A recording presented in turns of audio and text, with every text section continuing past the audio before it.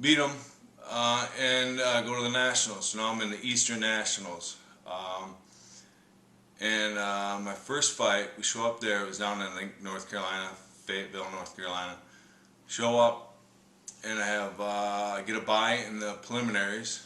Then I have to fight in the quarterfinals. I have to fight the New Jersey champ, Knox. His name was Knox. And this guy was tough. I mean, he wasn't real a skilled fighter. At that time, I'm getting pretty skillful. I had better skills than him, but the guy was strong, really strong. Guy hit me in the throat. It about broke my neck. I could barely breathe there for a sec. And I beat him. And then so now I'm in the semifinals.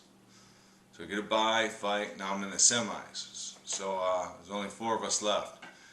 And I draw Darren Allen, who was the former world champ, great fighter, was right up there, front runner for the Olympic team. If not, he's probably the front runner.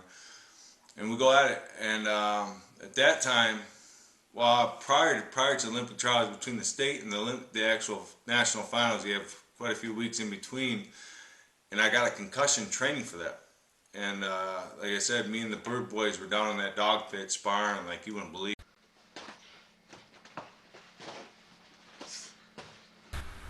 This is back in the basement. Did so much sparring down there, it was crazy. This is before the '88 Olympics, and like I said, we really pushed it hard. I ended up getting a concussion, and I was really depressed. That's one of the symptoms of a concussion, is depression. And like I said before, I didn't even feel like fighting in the nationals. Chris was smooth. This is Chris Bird. He went out. He won a silver medal in the '92 Olympics, and he was heavyweight world champ, IBF, the biggest one he could win. And we spent hours down there doing all this.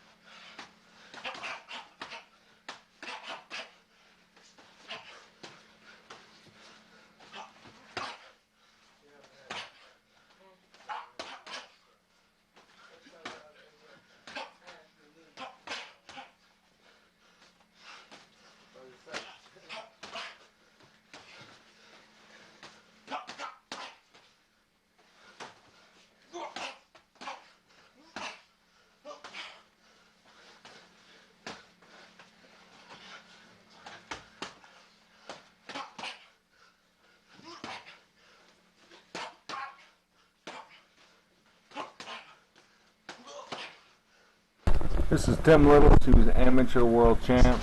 Spar with him a lot too. Me, him, and Chris would do some ton of sparring. Round robin, we'd go in on each other. Next guy would come in, and really tough workout. Tim fought. Like I said, he's amateur world champ. This is '88. He just missed the '88 Olympics. He's front runner for it. And then he stuck around amateur for a little bit. In '89, he won a amateur world title, and I was his only sparring partner for that. I'd come in special just to get him ready for that. And then he had some title fights against James Toney, one of my old sparring partners. Tim had him beat. Tim had him hurt, and then hit him with a big right hand, hurt him. And then he got real careless after that, and you can't do that against Toney. Tony's got that beautiful rolling right hand, counted them. And they're really pushing it because, like I said, Pat had a good chance of making the team.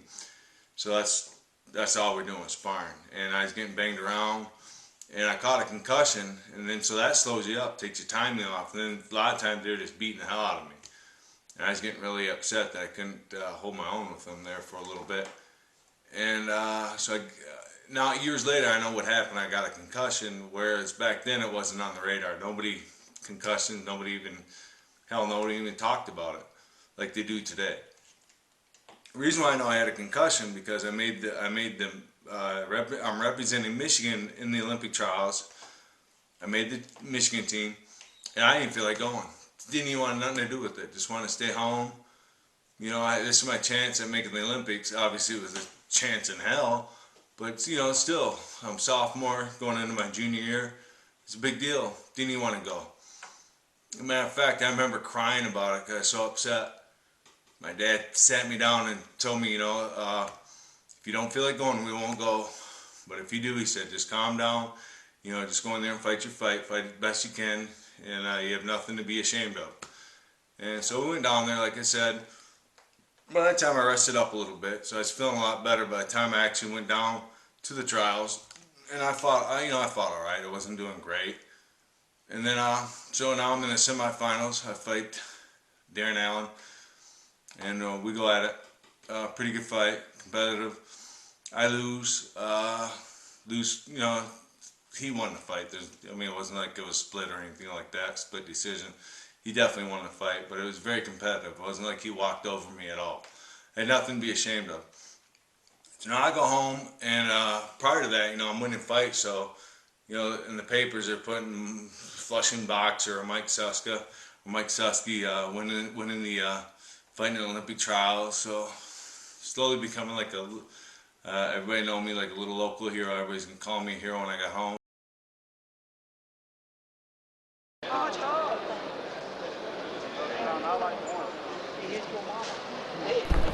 This is the final fight in the Olympic trials for me anyways. Semifinals, Darren Allen, he was the amateur world champ. Pretty good fight. As you will see, it's competitive. I back him up for most round. I'm in his face trying to win. I was behind, so I really had to pick it up. I didn't quite pull it out. He definitely won the fight. It was good enough. This round pretty much changed my life because I made the U.S. boxing team after this. A lot of the top fighters turned pro, and the young kids, they had to pick from the young kids who was good enough, and apparently they thought I was good enough. Sent me some tickets. They invited me to be on the U.S. boxing team. Sent me some tickets. Flew me up to Canada on my first fight. Fought in like the Canadian Cup. I lost. It was up in Nova Scotia. I was overwhelmed. You know, young. Been boxing barely 3 years, and had just a handful of fights, maybe 20, 25 fights. And a lot of times I didn't feel like I deserved it. But after this, you know, life was good. I went home after the trials here, and good things started happening to me. Keep the pressure on me, Mike.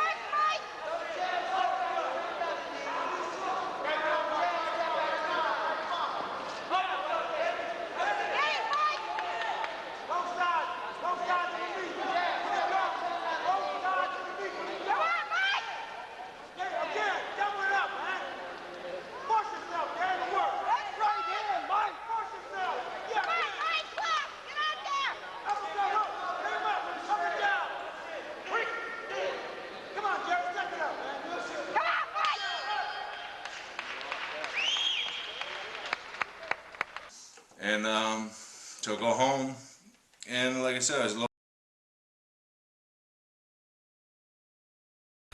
little. This is me at my Flushing High School after the Olympic trials, and when I was on the U.S. team, they voted me Student of the Week, which is kind of funny because I had the lowest GPA in my class. This is a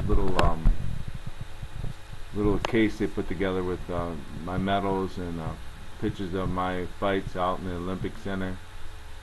And that's my girlfriend. I ended up getting 2 uniforms for the U.S. boxing team. They give her one. She's one of the top athletes in the state. She was a runner, track and cross country, one of the top students in my school, and nobody could figure out why she dated me. We dated sophomore year to my senior year. It was my first love. I was crazy about her. We had a lot of fun times together.